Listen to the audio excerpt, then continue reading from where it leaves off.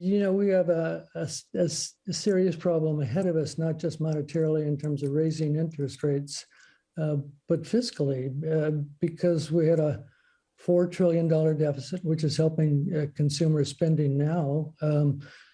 But we're entering a period in which the deficit almost has to be less than 4 trillion. It's down to about 1 trillion annualized. And that's what they used to call fiscal drag, which means that if you spend $3 trillion less, that means there's $3 trillion less going into the economy than it did last year. And that's certainly a negative drag on the economy. And I suspect even before the war and the higher oil prices, that we were headed for a mild recession.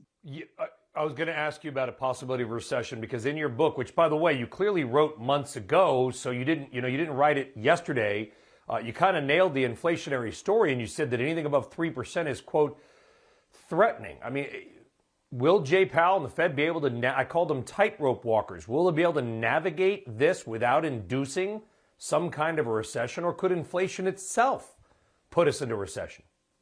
Yeah, I don't think they can. I think they're sort of handcuffed in terms of what they can do. They went so low, and inflation now is so high on a historical basis that it's going to be difficult to raise interest rates too much. And I say that simply from the standpoint of a realistic assumption that the stock market was driven in part, perhaps 30 to 40% in part, by lower interest rates, and especially lower real interest rates. And to the extent that you now raise them even by 50 to 100 to 150 basis points, let's say the 2-year or the 10-year at above 220, there's a significant impact on financial assets, stocks especially, because the interest rate discounts the forward stream of earnings. So I think they have to be very careful, and I think they and other central banks are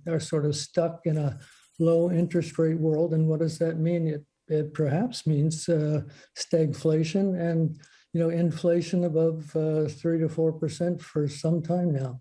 Is the market overestimating the pace of rate hikes?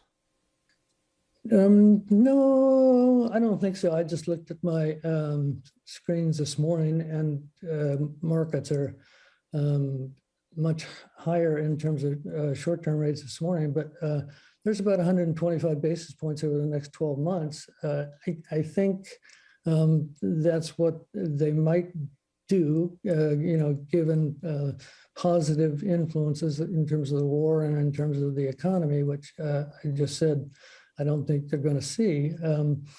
But they got to be very careful, and that's a problem because they've made a mistake, and Powell is unwilling, as should any chairman be unwilling to blatantly admit a mistake. But they stayed down for too long. They've been buying bonds for too long, as have other central banks, and it just wasn't required, in my opinion, all the way to this point. Do you miss those days where all the quote smart money on Wall Street was saying, well, interest rates are going to end the year at 2.5% or 3%?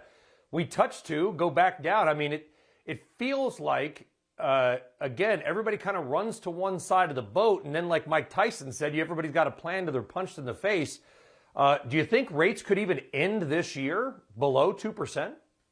Well, they could, depending upon the economy. And there's an interesting thing here going, Brian. For the last 35 to 40 years, there's a downward channel.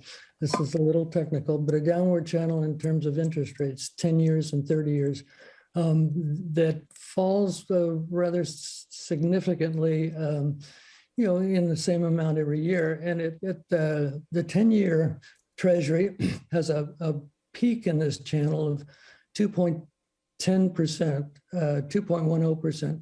The 30-year at about 2.35%. And this has persisted for the last, like I say, 35 years. And why has it persisted? It's persisted because the economy, in order to stay moving ahead at 4 to 5% nominal GDP, required these lower interest rates. So there's an argument that's been made by Scott Menard of Guggenheim in the same vein, that until we penetrate this channel on the upside, it's not necessarily a bear market in bonds. You West Coast guys, you all think differently. Maybe it's the sunshine, maybe it's the water. By the way, you've been mostly right, by the way, over your East Coast colleagues.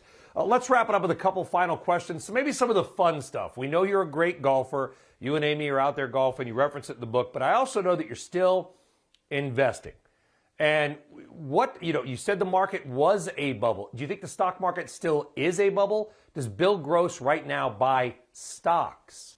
Well, I do. I buy mainly stocks, or I sell stocks, or I am basically involved in arbitrage, in significant buyouts from some very major companies like Microsoft and Oracle and so on. And they've been very profitable in the past 6 to 12 months because, while they're expected to earn 8, 9, 10%, they, for the most part, don't go down. So, I wouldn't be a buyer of stocks here. I'd simply be a cautious investor. I own a lot of oil pipeline partnerships that are tax-free. Consult your tax advisor, but at least tax deferred, and they yield 9 to 10%, and they're doing very well in an environment like this. So there are ways around this in terms of earning a decent return without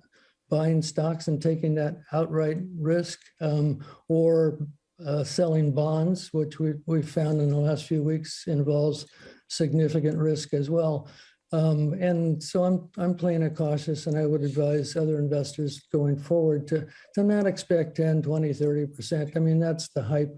That's always been the result for the past few years. And an economy that doesn't grow significantly, and an economy that doesn't, or a market that doesn't exhibit significant momentum. And face it, young investors are momentum investors, whether it's GameStop or AMC or whatever that I don't like. But once the momentum has been broken, and it has for the past 3 or 4 months, the buy the dip syndrome appears to be out. And so once momentum goes the other way, you do have a problem in terms of 10 to 20% future gains.